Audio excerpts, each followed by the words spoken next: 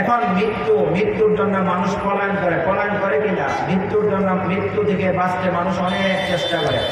আল্লাহ বলেন এই আয়াতের অংশে, আল্লাহ মুফাসসিরিন এই তাফসীর করতে গিয়ে বলেন, আল্লাহ কোরআনের আরেক আয়াতে বলছেন, সবাই কথা শুনি, মনোযোগ দিয়ে কথা শুনি। আল্লাহ কোরআনের আরেক আয়াতে বলেন, কুল্লু নাফসিন যায়িকাতুল মাউত, প্রত্যেক প্রাণীকে মৃত্যুর স্বাদ আস্বাদন করতে হবে। সুম্মা ইলাইনা তুরজাউন, আমার কাছে আমি ফিরিয়ে নিয়ে আসবো। কুল্লু নাফসিন যায়িকাতুল মাউত ওয়া ইন্নামা তুওয়াফাউনা উজুরাকুম ইয়াওমাল কিয়ামাহ।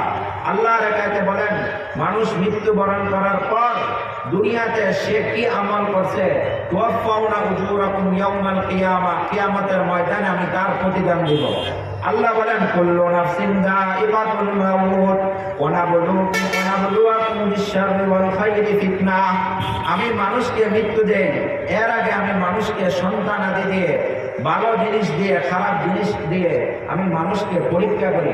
বান্দা আমাকে মনে রাখে কিনা, বান্দা আমাকে বিশ্বাস করে কিনা, বান্দা আমার উপর অটল থাকে কিনা, বান্দা ভালো কাজে, মুসিবতে, খারাপ কাজে সব কিছুর সময় আমাকে স্মরণ করে কিনা।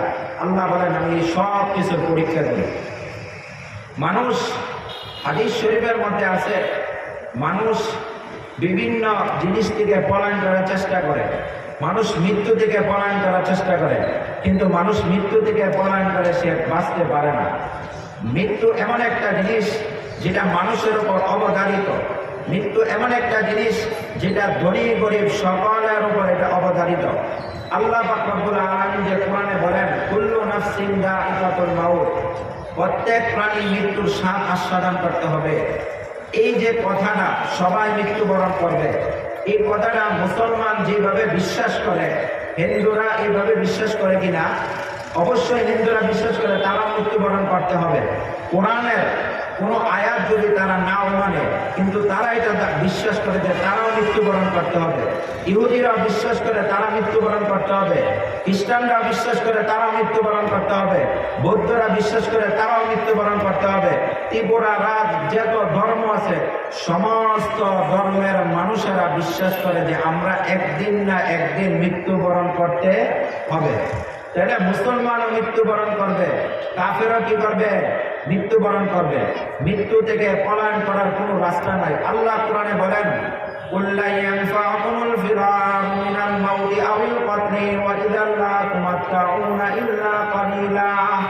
বান্দা, মৃত্যু থেকে পলায়ন করার জন্য যেতে চেষ্টা করবা, কোনো কাজ হবে না, তুমি পলায়ন করতে পারবে না। আল্লাহ রেখে বলেন, আইনামা তাকুনু ইউদরিকুমুল মাউত, মৃত্যু থেকে তুমি কোথায় পলায়ন করবা? ওয়ালাউ কুনতুম ফি বুরুজিন মুশাইয়াদা, যদি দুর্গের মধ্যে, প্রাচীরের মধ্যে থাকো, যদি তুমি গ্লাসের মধ্যে থাকো যাতে আজরাইল না ঢুকতে পারে, যে জায়গার মধ্যে একটা মশা ঢুকতে পারে না, তুমি এমন ব্যবস্থা করে রয়েছো যেখানে মশা ঢুকতে পারে না, মশা ঢুকতে হলে তোমার অনুমতি লাগে, এমন জায়গার মধ্যেও আল্লাহ বলেন, কুনতুম ফি বুরুজিন মুশাইয়াদা, অবশ্যই সেখানে গিয়েও আজরাইল তোমার জান কবজ করবে। সেখানে গিয়ে আজরাইল কি করবে? জান কবজ করবে। আল্লাহ পাক রব্বুল আলামিন কোরআনের মধ্যে যে বলতেছেন, মৃত্যু আমি সৃষ্টি করছি, হায়াত আমি সৃষ্টি করছি, তাহলে আমাদের সবার বিশ্বাস আছে কিনা আমরা মৃত্যুবরণ করতে হবে? বিশ্বাস করে কিনা মৃত্যুবরণ করতে হবে? তাহলে মুমিনের মৃত্যু আর কাফেরের মৃত্যু, মানুষ যখন মৃত্যুবরণ করবে তখন হয়তো সে মুমিন হবে, নাইলে সে কাফের হবে, হয়তো সে জান্নাতি হবে, নাইলে সে জাহান্নামী হবে। আল্লাহ বলেন, হাদিস শরীফের মধ্যে রাসূলের মাধ্যমে জানাই দেন মুমিনের মৃত্যু কিরকম হবে, জাহান্নামী কাফেরের মুনাফিকের মৃত্যু কেমন হবে। আল্লাহ হাদিসের মধ্যে বলেন, আল্লাহ রাসূল সাল্লাল্লাহু আলাইহি ওয়াসাল্লাম হাদিসের মধ্যে বলেন, মুসলিম শরীফের হাদিস, রাসূল সাল্লাল্লাহু আলাইহি ওয়াসাল্লাম একদিন এক সফরে বের হওয়ার সময় তিনি পথিমধ্যে এক জানাজার মধ্যে উপস্থিত হয়েছেন। সাহাবী বলেন, খরাজনা মা রাসূলিল্লাহি সাল্লাল্লাহু আলাইহি ওয়াসাল্লাম ফি জানাজাতি রাজুলিন মিনাল আনসার। আমরা রাসূলের সাথে এক আনসারী সাহাবীর জানাজায় উপস্থিত হয়েছি। আমরা বের হয়েছি জানাজা পড়ার জন্য। যখন আমরা জানাজা পড়তে বের হইলাম, মনে করেন উত্তর পাড়ার একজন মারা গেল, দক্ষিণ পাড়ার লোকেরা আসছে উত্তর পাড়ার জানাজা পড়তে। তো দক্ষিণ পাড়ার লোকেরা বের হয়েছে। বের হওয়ার পর রাসূল সাহাবীদেরকে নিয়ে বের হয়েছে। বের হওয়ার পর রাসূল একটু সামনে যেয়ে দেখে কবর